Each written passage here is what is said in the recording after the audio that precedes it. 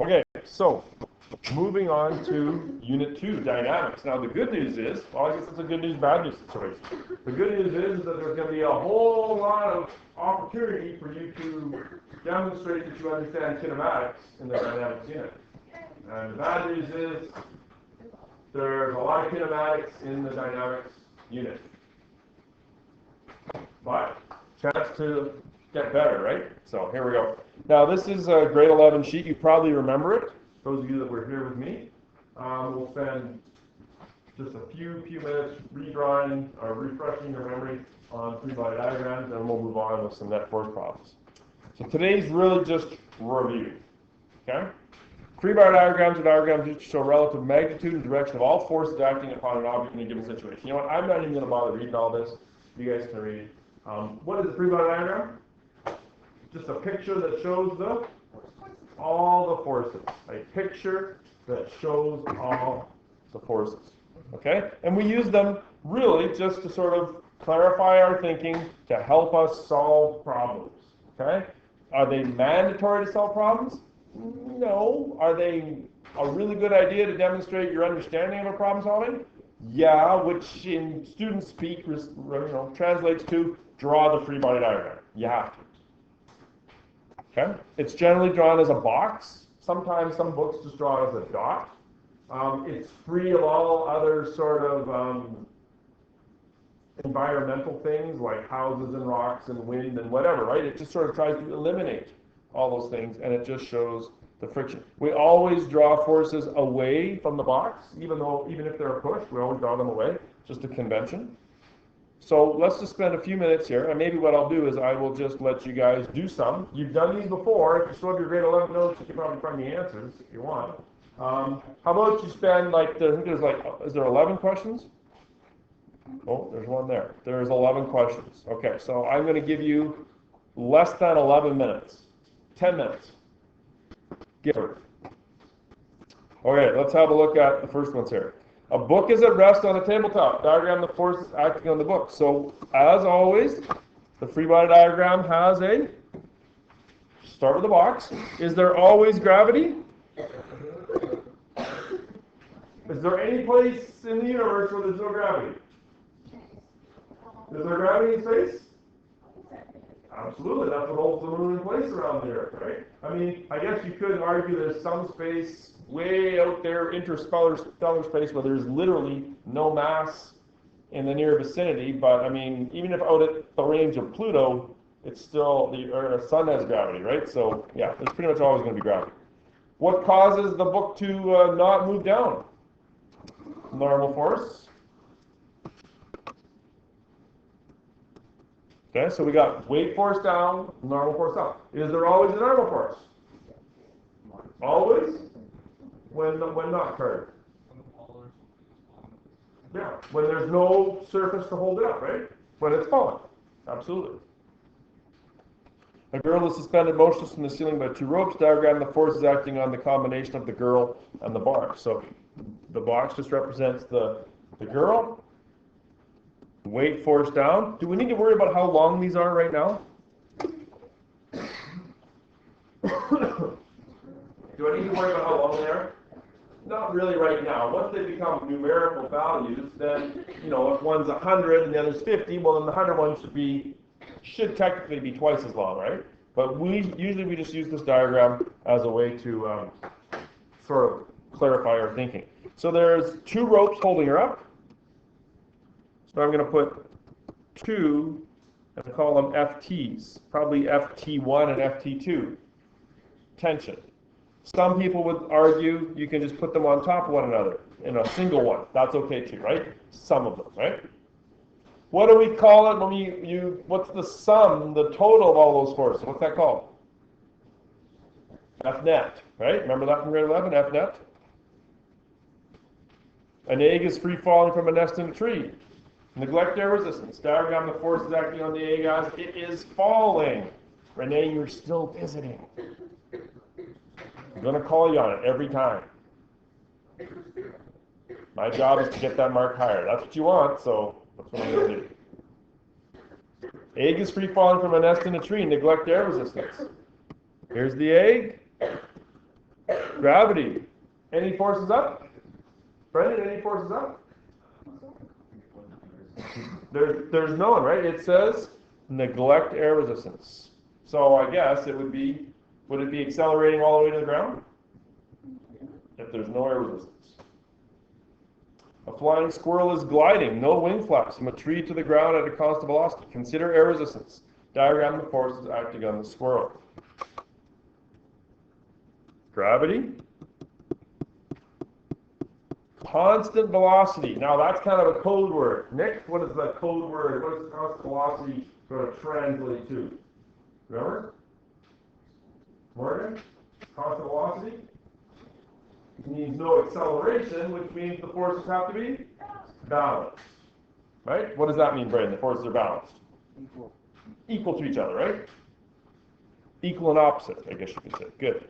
Okay, so I would have, what would we call it?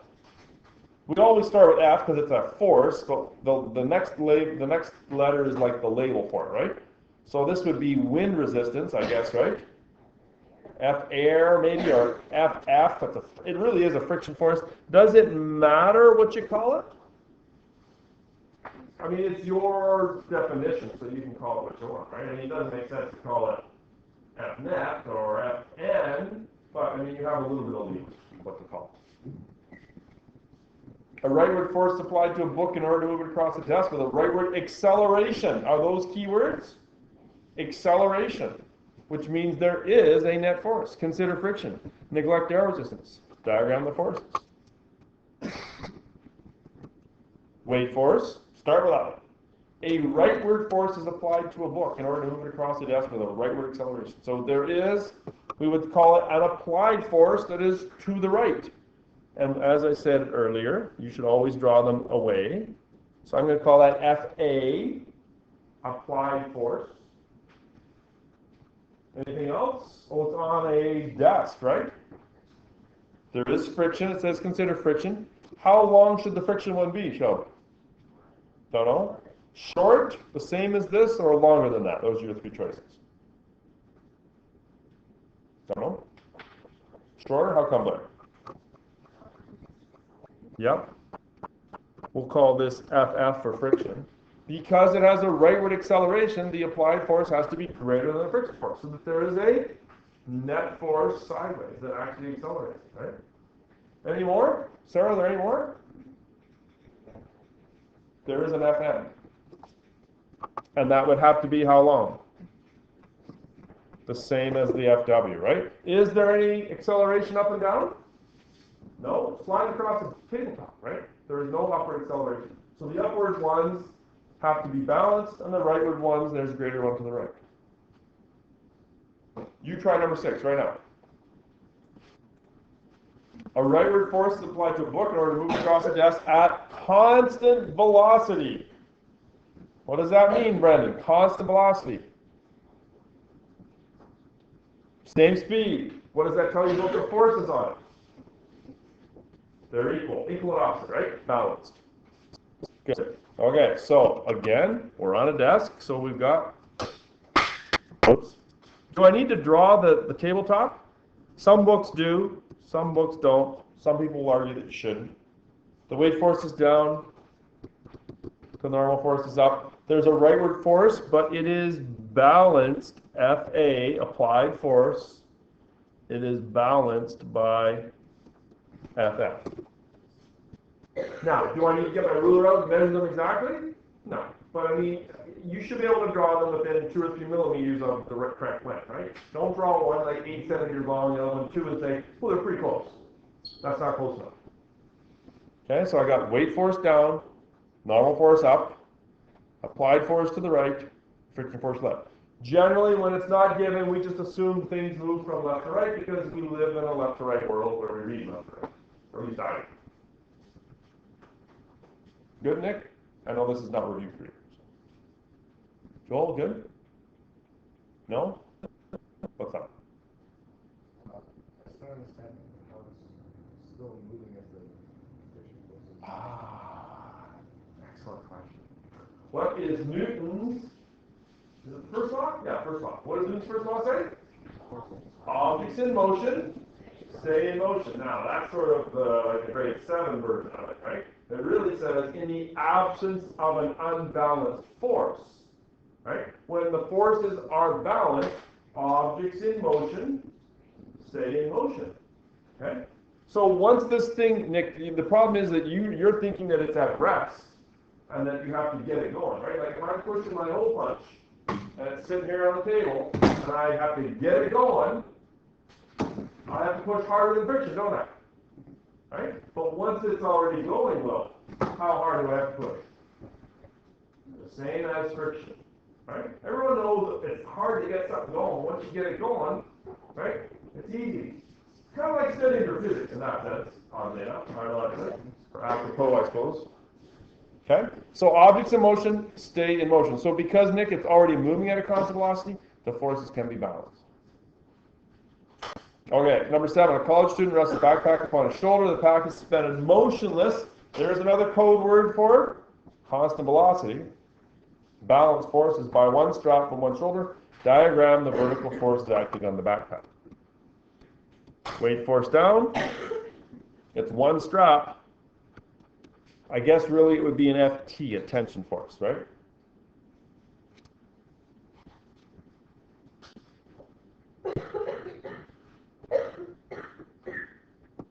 Skydivers descending with constant velocity. Consider air resistance. Weight force. What would you call that one? Air resistance?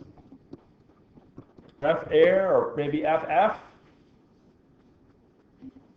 Is it all coming back to you now? A little bit?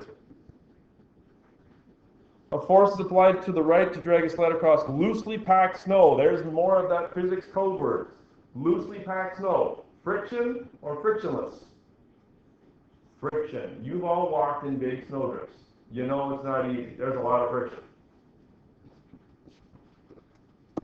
Not sure what this is over here, but I can't get rid of it.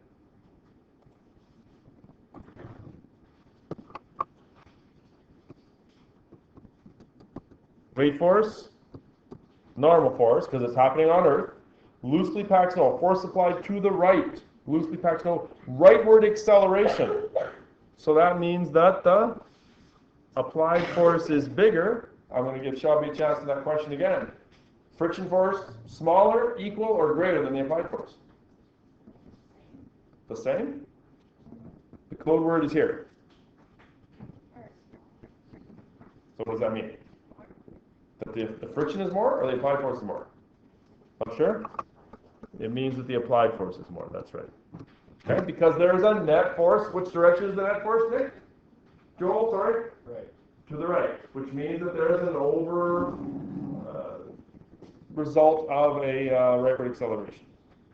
Okay, number 10 is the one that always causes arguments. A football is moving upwards towards its peak after having been booted.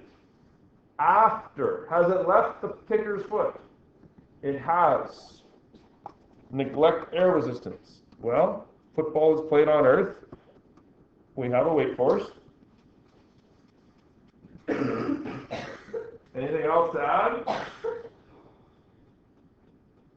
Laura is shaking her head. I'm not sure whether she's just pointing with her hair or saying no.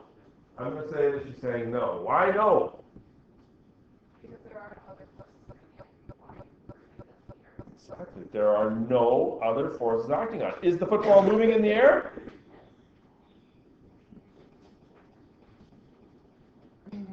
Will's got good hands.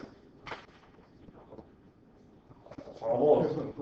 Okay, while it's in the air, are there any forces acting on it? Like right when it's like, right there. Right there. Sorry. Are there any forces acting on it? Right there.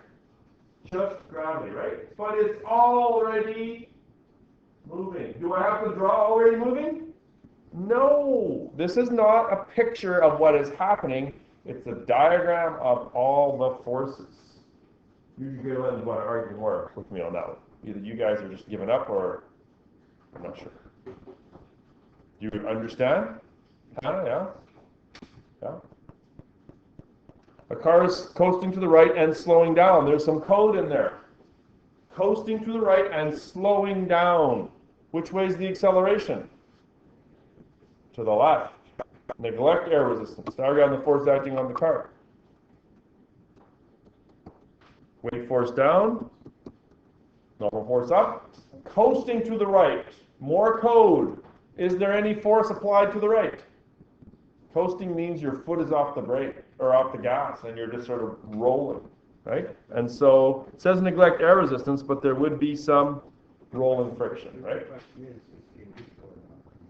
Doesn't say. It says he's coasting. I know where you're headed. You're saying that if he's not in neutral, then the engine is applying a small forward force, right? Excellent. How would you go about that on a test, letting me know that that's your thinking? Right? You would probably write in, I'm adding a little applied force because I believe the car is still in drive and I know that the engine still provides a small forward applied force. Give you that credit, no problem. But just putting that on there doesn't really sort of explain your thinking, right? Okay. So there is, normally what I do on this day, normally I've gone through the test and then I can squeeze this in at the tail end kind of thing. So obviously, I'm not going to just call it a day kind of thing, right? But if you want more practice on 3-by diagrams, there's a link and there's a QR code to get you started on those.